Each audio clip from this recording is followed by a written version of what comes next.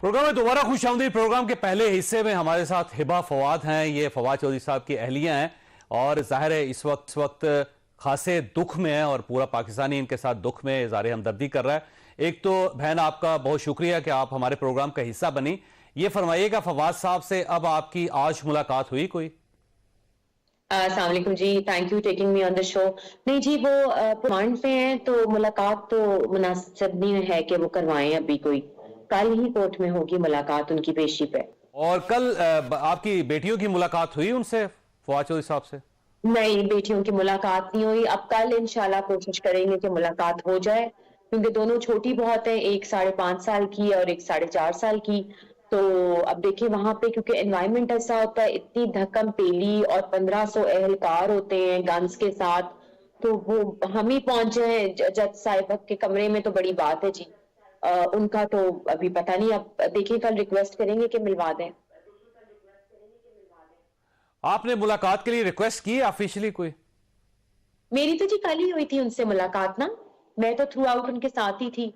आज तो नहीं हो सकती है क्योंकि वो आज या कल ने, एक कल मुलाकात के लिए आपने कोई ऑफिशियल रिक्वेस्ट की है पुलिस?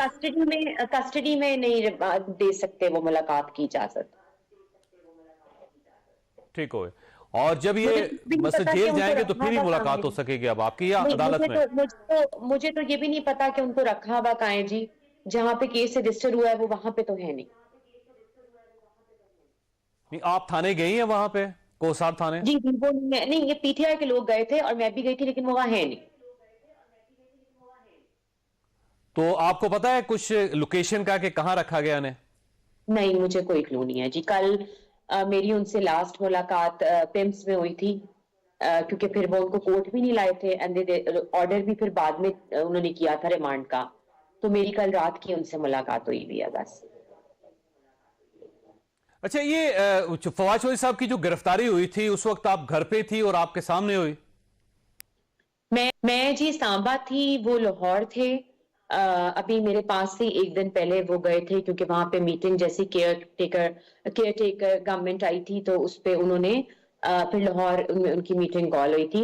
तो वो मेरे साथ फोन पे ही थे 2 बजे से, क्योंकि जैसे आपको पता चलता कि खान साहब की भी अरेस्ट अनाउंस हुई थी। तो सब लोग फिर पार्टी वर्कर्स वहां इकट्ठे हुए थे। When he was coming back तो फिर मेरे से वो बात कर रहे थे। मैं भी जाग ही रही थी, ऑलमोस्ट पूरी रात ही हो गई थी, और सुबह बच्चों ने स्कूल जाना था, तो 6 बजे, 5:45 का टाइम था। तो मेरे से गैरेज तक उन्होंने बात की और उसके बाद वो अंदर कहने लगे मैं जरा चेंज करके तुम्हें 5 मिनट में कॉल कर रहा हूँ, let me enter into my room. तो उसके बाद उनका फोन नहीं आया, 15-20 मिनट गुजर गए। तो मैंने कहा खैरियत है जी, फोन नहीं आया। और जब मैंने कॉल बैक की तो फोन भी बंद, व्हाट्सएप भी बंद। तो दैट्स रियली हिट्स मी कि कुछ हुआ है ना। Then I call the staff, तो उन्होंने बताया जी वो तो उनको 14-15 लोग आए थे, they entered into our garage और उनको एब्डक्शन उनकी की है, क्योंकि मैं इसको अरेस्ट तो बिल्कुल नहीं कहूंगी, it's a truly case of abduction. उनको उठा के उन्होंने 4 डालों में डाला है, 4 थे, और हमारी गाड़ी की चाबी दूर फेंकी है और उनको ले गए नामालूम मकाम पे। तो आपकी फिर मुलाकात यहां पे इस्लामाबाद में कोर्ट में हुई उनसे, यहीं पर राब्ता हुआ आपका उनसे?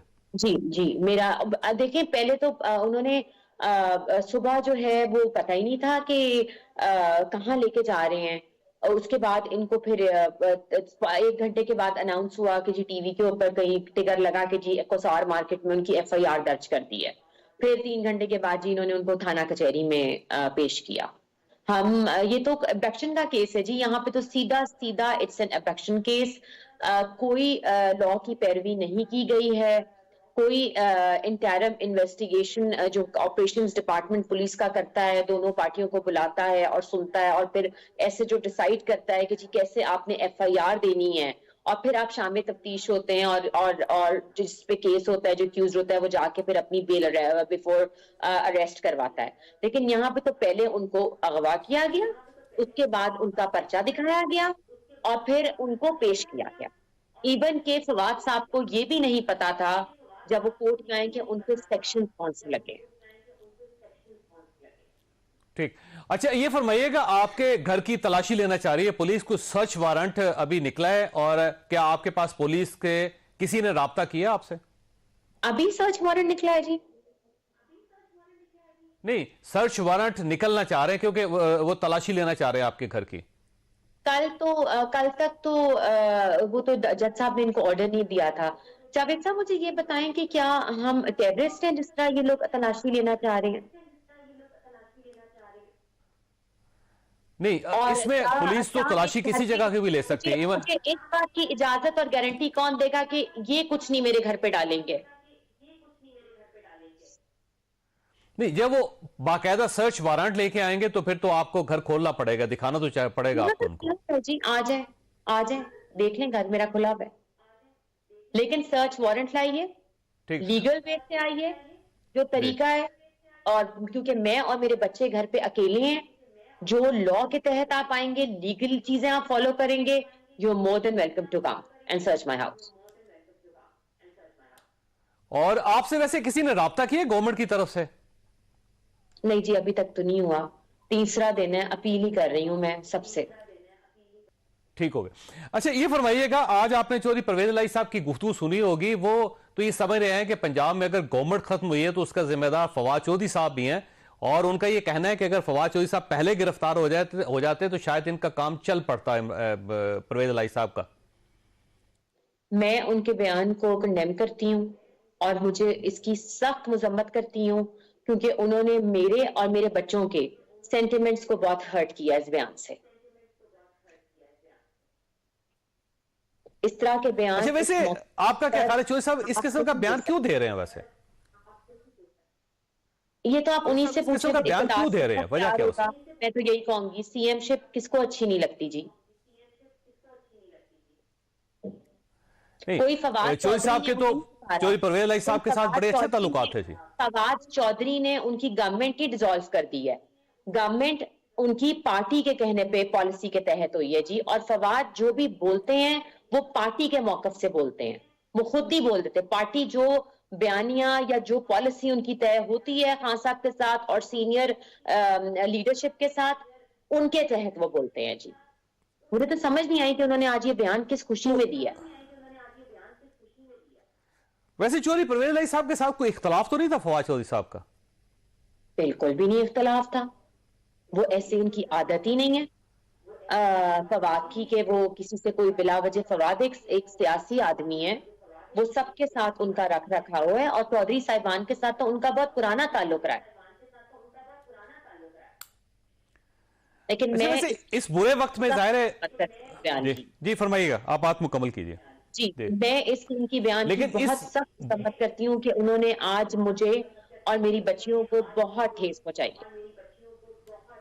अनएक्सेप्टेबल है उनका बयान। अच्छा, वैसे क्योंकि इस बुरे वक्त में दुश्मन भी मुखालफ भी साथ देते हैं, और आपके जो फवाद चौधरी साहब के साथ जिनके इख्तलाफात थे वो भी आज बात कर रहे हैं, बल्कि गवर्नमेंट के लोग जो वो भी ये कहते हैं कि फवाद चौधरी के साथ ये सलूक नहीं होना चाहिए था, और इसके साथ जमात इस्लामी उनकी तरफ से भी मजम्मती बयान आ रहे। लेकिन चौधरी परवेज इलाही साहब तो आपके इत्तेहादी रहे हैं इसके, और पीटीआई के, और ज़ाहिर चौधरी फवाद साहब के वो साथी भी रहे हैं, तो उनको इस किस्म की बात करनी चाहिए थी। वैसे मैं आपसे यही तो कह रही हूँ कि उनको नहीं करनी चाहिए थी। एटलीस्ट वो उनकी वाइफ और उनकी बच्चियों के बारे में सोच लेते मीडिया कवरेज लेने से पहले। अच्छा, वैसे पार्टी के लोग आपसे राब्ते में, इमरान खान साहब ने राब्ता किया आपसे? जी, कल भी खान साहब का फोन आया था, आज भी वो मेरे से राब्ते में हैं। बाकी जितनी भी सीनियर क़यादत है वो मेरे साथ बिल्कुल खड़े हैं, क्योंकि जाहिर है मैं अकेली हूँ। We are heading the case, और आपने देखा होगा वीडियो में भी कि मैं फवाद के साथ साथ हूँ, जितना मेरे से हो सकता है एज औरत की कैपेसिटी में, जितना मैं उनके लिए खड़ी हो सकती हूँ मैं खड़ी हुई हूँ। और सारी जो क्लोज हैं हमारे फ्रेंड्स, जुल्फी बुखारी साहब, हमाद अजहर साहब, सेनेटर्स जितने हैं हमारे, आमिर डोगर साहब, सारे, फैसल जावेद साहब, कमल शोजब हमारे साथ खड़ी हैं, वुमेन विंग हमारे साथ सारी खड़ी है जी। डॉक्टर मजारी ने कल प्रेसर किया है मेरे साथ। बहुत जी, सारे लोगों की बहुत सब बहुत कॉपरेट कर रहे हैं जी। मैं उनकी बहुत शुक्रगुजार हूँ, क्योंकि मैं तो अकेली हूँ जी। बिल्कुल, मेरी 2 बच्चियां हैं। अब मेरे घर ये इन्होंने कल भी बंदे भेजे हैं रात को, जब मैं अदालत में थी, मेरी बच्चियां घर पे अकेली थी। स्टेट की तरफ से आए हैं, स्टेट की तरफ से आए हैं। अच्छा, वो क्या करने आए थे लोग? बस ह्यूमिलेट करने, और उन्होंने क्या करना है मुझे आप बताएं, क्या कर सकते हैं मुझसे ज्यादा? मेरी बेटियां दोनों घर पे अकेली थी। नहीं, कौन लोग थे? पुलिस से थे? नहीं, पुलिस से थे, एफआईए से थे? स्टेट की तरफ से। उनसे कोई डॉक्यूमेंट मांगो, वो उनके पास स्टेट की तरफ से दो कप फाइल्स पकड़ी होती हैं, स्टेट की तरफ से हैं जी। ठीक।